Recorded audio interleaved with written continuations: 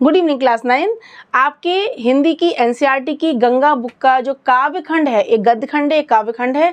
जो काव्य खंड का जो फर्स्ट चैप्टर है वो है आपका लेसन नंबर 8 रैदास। आज इस चैप्टर को संत रविदास जी के पदों को बहुत ही आसान तरीके से क्लियर करेंगे और इनके एक्सप्लेनेशन को सीखेंगे।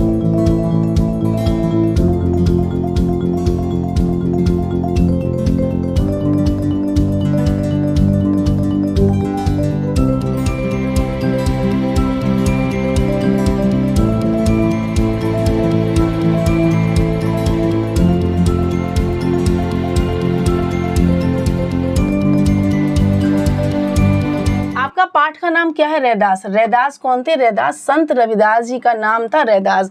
वो इस नाम से फेमस थे और इनका जन्म कहाँ हुआ था? काशी बनारस में। ओके, अब इन्होंने जितनी भी रचनाएं लिखी हैं वो रचनाएं रैदास बानी में संकलित हैं और उन्होंने प्रस्तुत काव्य खंड के द्वारा इन पंक्तियों के द्वारा क्या कहने की कोशिश की है? उन्होंने यह हमको समझाना चाहा है कि यदि हम ईश्वर में सच्ची भक्ति लगा लें, ईश्वर के प्रति सच्ची लगन लगा लें, ईश्वर में अपना अटूट विश्वास रख लें, तो हम इस दुनिया के बाहरी आडंबरों से, बाहरी दिखावे से, इन सब से हम दूर हो जाएंगे, छूट जाएंगे और हमारा जीवन एकदम क्या हो जाएगा? परम शांत, सुखमय और सच्चा मुक्ति का मार्ग हमको मिल जाएगा। तो स्टार्ट करते हैं। देखिए, अब लाइंस को एक्सप्लेन करने के साथ साथ जो इसके डिफिकल्ट वर्ड्स हैं उनको भी हम साथ में समझते जाएंगे। अब कैसे छूटे राम रट लागी। अब संत रैदास जी कहते हैं कि हे ईश्वर, हे राम, आपके प्रति जो मेरी रटन लगी है, जो लगन लगी है, जो अटूट भक्ति है, उसको मैं कैसे छोड़ सकता हूँ, यानी कि उसको नहीं छोड़ सकता। प्रभु जी तुम चंदन हम पानी, हे ईश्वर आप चंदन के समान हैं और हम पानी। जैसे कि चंदन को पानी में घिसने के बाद जो उसका लेप बनता है, उसको यदि अपने हम शरीर पर लगाएं, माथे पर लगाएं, तो हमारा शरीर, हमारा अंग प्रत्यंग एकदम क्या हो जाता है? खुशबू चारों तरफ फैल जाती है, यानी कि सुगंधित हो जाता है। ऐसे ही आपकी सुगंध, आपका नाम रट लेना ही मेरे रोम रोम में क्या हो गया है? व्याप्त हो गया है। यानी आप चंदन है और मैं पानी के समान हूँ। ठीक है। प्रभु जी तुम घन बन हम मोरा। हे ईश्वर आप घन माने बादल हैं और हम मोरा माने मैं मोर हूँ। यानी जैसे मोर बादल को देखकर खुश होता है, प्रफुल्लित होता है, नाचता है, ऐसे ही मैं आपको देखकर, आपका नाम लेकर बहुत ज़्यादा मैं खुश और आनंदित होता हूँ। जैसे चितवत चंद चकोरा, जैसे कि चकोर पक्षी जो है हर समय चंद्रमा को निहारता रहता है, वैसे ही मैं भी आपको निहारता रहता हूँ और आपका नाम रटता रहता हूँ। ठीक है। अब देखिए, चकोरा क्या है? चकोर पक्षी जो है, जिसको कि चंद्रमा बहुत प्यारा होता है और वो हर समय चंद्रमा को ही निहारता रहता है। ठीक है। अब देखिए यहाँ पर घन माने क्या आया? बादल आया। मोरा माने आया मोर। बांस माने आया सुगंध। ठीक है, क्लियर हो गया। प्रभु जी तुम दीपक हम बाती। हे ईश्वर आप दीपक के समान है, मैं उसमें, उस दिए में क्या हूँ? बाती के समान हूँ।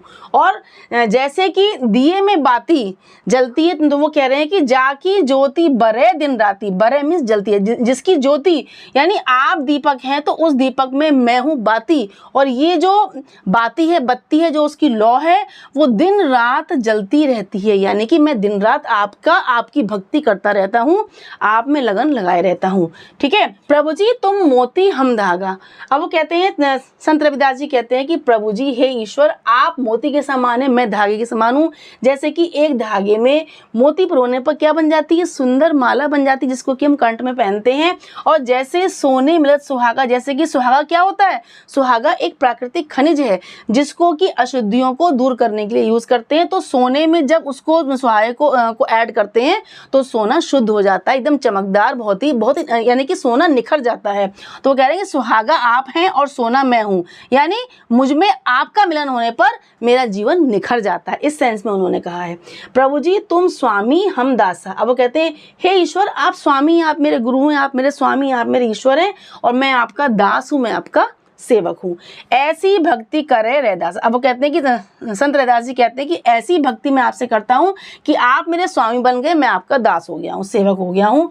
जो तुम तोरो राम मैं नहीं तोरूं। अब वो कहते हैं नेक्स्ट स्टेंजा में कहते हैं कि यदि ईश्वर आप मुझसे संबंध तोड़ सकते हैं, लेकिन मैं आपसे संबंध नहीं तोड़ सकता, मैं आपका साथ नहीं छोड़ सकता। ठीक है। तुम सो तोरी कवन सो, कवन मीन्स किस से, यानी कि अगर आपसे मैंने अपने संबंध तोड़ लिए तो मैं किससे अपने संबंध अपना मन जोड़ूंगा, यानी मैं आपसे अपने मन को, अपने संबंध को, अपने रिश्ते को, आपकी लगन को नहीं तोड़ सकता, नहीं छोड़ सकता। नेक्स्ट वो कहते हैं तीरथ व्रत न करूं अंदेशा। तीरथ मीन्स तीर्थ स्थान होता है, व्रत मीन्स व्रत उपवास करना, अंदेशा मीन्स होता है आशंका, चिंता करना। ठीक है, तो वो कहते हैं मुझे तीरथ और तीरथ जाने की या फिर व्रत उपवास करने की कोई भी चिंता, कोई आशंका नहीं है, कोई संदेह नहीं है, क्योंकि तुम्हारे चरण कमल एक भरोसा। इट मीन्स तुम्हारे चरण रूपी कमलों में ही मुझे पूरा पूरा विश्वास है, पूरा भरोसा है। मुझे कोई नीड नहीं है कि मैं कहीं किसी तीर्थ स्थान पे जाऊं या फिर कोई फास्ट करूं या कोई व्रत करूं। ठीक है, जह जह जाओ तुमरी पूजा, तुमसा देव और न दूजा। वो कह रहे जहाँ जहाँ मैं जाता हूँ वहाँ वहाँ तुम्हारी पूजा आराधना को मैं देखता हूँ, होती हुई देखता हूँ, क्योंकि तुम्हारे समान कोई देव और दूसरा ईश्वर, कोई देव है ही नहीं, कोई देवता है ही नहीं। मैं अपनो मन हरि से जोरूं, हरि सो जोरी सबन सो तोरूं। अब वो कहते हैं संत रैदास जी कि मैंने अपना मन तो ईश्वर से जोड़ लिया है, आपसे जोड़ लिया है। अब हरि से जोड़ने के बाद, ईश्वर से जोड़ने के बाद मैंने सब मोह माया से, बाहरी आडंबरों से या इस दुनिया से, सबसे मैंने अपने संबंध तोड़ लिए हैं, क्योंकि मैंने अपना मन ईश्वर में लगा लिया है। सभी पहर तुमरी आशा, मन क्रम वचन कहे रैदास। अब संत रैदास जी अंत में कहते हैं कि पहर मीन्स होता है समय या टाइम।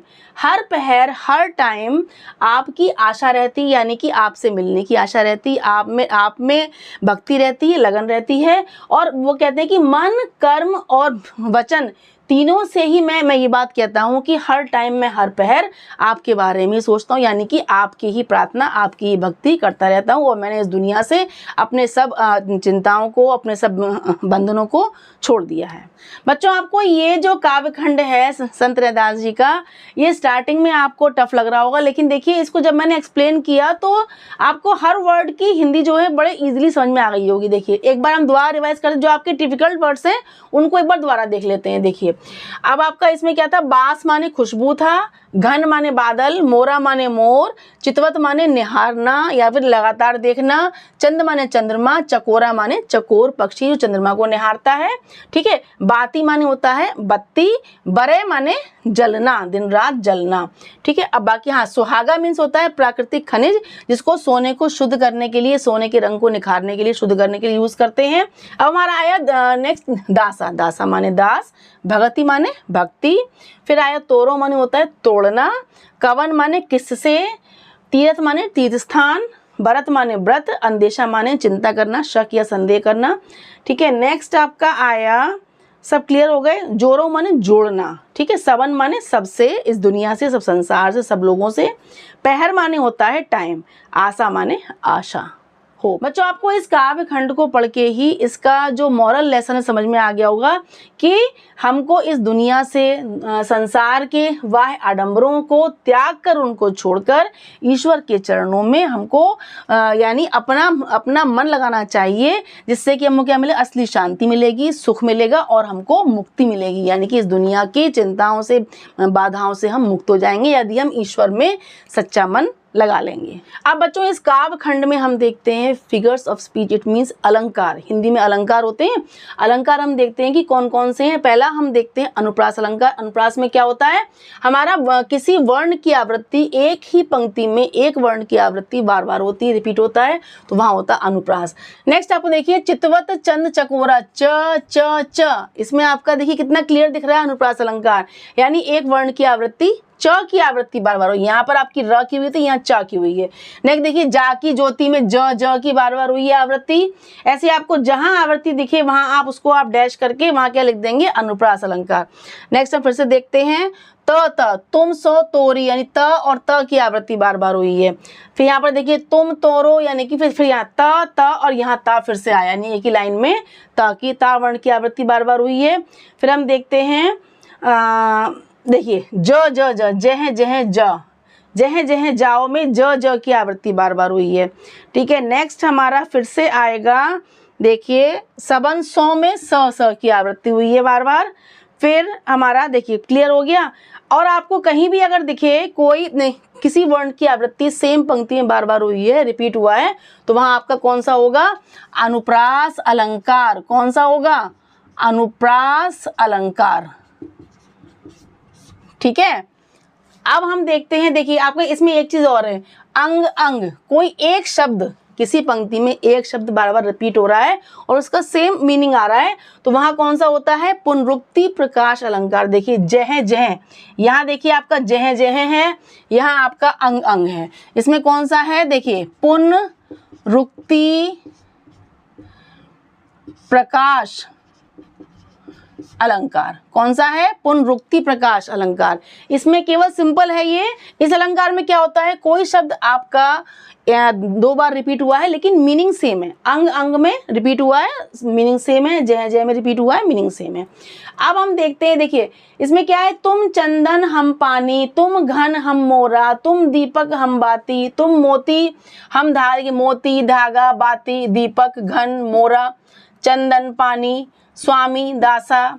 ठीक है, ये क्या है, ये सारे, ये क्या हुआ कि हमने मतलब एक होता है उपमा, उपमा में होता है किसी से हम कंपेयर कर रहे हैं तो हम कंपेयरिंग वर्ड्स को यूज करते हैं, लेकिन रूपक में क्या होता है, जिस चीज से कंपेयर कर रहे हैं हम उस चीज को ही मान लेते हैं। इट मीन्स तुम घन हो, हम ये नहीं कह रहे तुम घन के समान हो, हम कह रहे हैं तुम घन हो, तुम बादल हो, तुम चंदन हो, तुम दीपक हो, हम बाती हैं, तुम मोती हो, हम धागा हैं, तुम स्वामी हो, हम दास हैं। यानी कि ये सब क्या है, कंपेरिजन होने के बावजूद भी इसमें कंपेयरिंग वर्ड का यूज ना करके उसको दूसरी चीज मान लिया गया है। लेकिन देखिए यहाँ पर क्या है, जैसे जैसे यूज हुआ है, जैसे क्या है, ये आपका कंपेयरिंग वर्ड है, जैसे चितवत चंद चकोर। अब यहाँ पर जब कंपेयर करने के लिए जैसे वर्ड यूज हो गया तो यहाँ पर हो गया उपमा। जैसे चकोर चंद्रमा को निहारता है, जैसे सुहागा सोने को शुद्ध करता है। मिलके कंपेयरिंग वर्ड यूज होते हैं और उनसे उपमा दी जाती है किसी से जिससे हम कंपेयर कर रहे हैं, तो वहां होता है उपमा अलंकार। और यहाँ पर क्या है, कंपेयर करने के बावजूद भी यहाँ कंपेयरिंग वर्ड्स को यूज ना करके दूसरी चीज मान लिया गया है, तो यहाँ रूपक है, यहाँ पर आपका उपमा है। अब देखिए रूपक आपका यहाँ और है, चरण कमल। वो ये नहीं कह रहे हैं कमल के समान चरण, ये कह रहे हैं चरण कमल, यानी चरण क्या है, कमल है। ठीक है, तो यहाँ भी आपका चरणों को कमल मान लिया गया है, यहाँ पर कंपेयरिंग वर्ड का यूज नहीं किया गया, तो यहाँ भी क्या है आपका रूपक है ना। कमल रूपी चरण क्या होगा, कमल रूपी चरण, यानी कि चरणों कमल मान लिया गया, तो यहाँ पर आपका हो गया रूपक अलंकार। इस तरीके से आपके इस पूरे काव्यखंड में अनुप्रास है, पुनरुक्ति प्रकाश है, रूपक है, उपमा है, इन अलंकारों का यूज संत रविदास जी ने किया है। बच्चों आप कमेंट जरूर करें कि आपको आज का चैप्टर, रैदास चैप्टर जो है, संत रविदास जी के जो पद हैं, जो काव्यखंड हैं, ये आपको समझ में आई कि नहीं, क्योंकि इसका एक्सप्लेनेशन, डिफिकल्ट वर्ड्स, इसकी शिक्षा यानी कि इसका मॉरल लेसन और इसके अलंकार, इतना कॉन्सेप्ट आपको क्लियर हो गया कि नहीं। और यदि अच्छे से क्लियर हो गया है तो please keep watching, please keep sharing. Bye bye.